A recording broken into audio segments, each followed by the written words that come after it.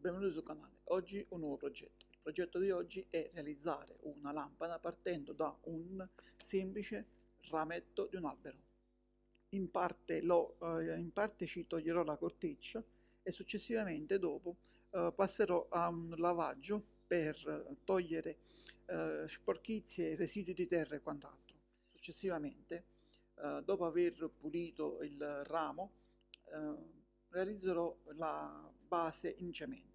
Per questo scopo mi aiuterò con un sottovaso che sarà la cassaforma per realizzare questo disco in cemento. Bene, procediamo.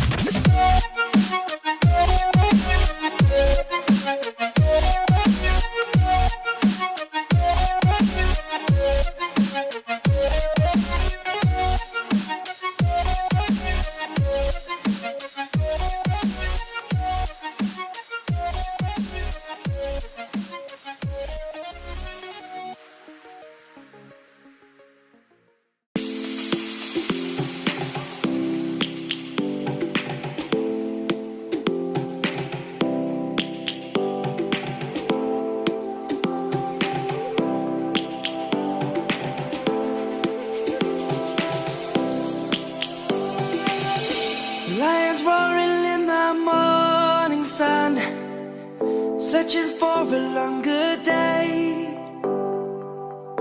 People feeling like the light has just come. We must never stop the way. Birds jumping and I hear my name, grasping into a life.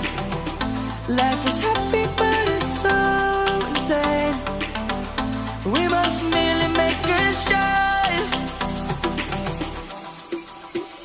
Savannah, I'm coming home. Savannah, we'll never be alone. Savannah, the beauty of the world. Savannah, let's all take a walk. Savannah. Siamo quasi arrivati alla fine del progetto, non resta altro che inserire il portalampada e fissarlo sulla cima del rametto in legno. Per fare questo utilizzerò questa vite con anellino che andrò a posizionare sul fondo del portalampada in questo modo. Successivamente l'andrò a fissare sul legno in modo da creare una posizione stabile per poi andare ad montare il paralume. Procediamo con l'operazione.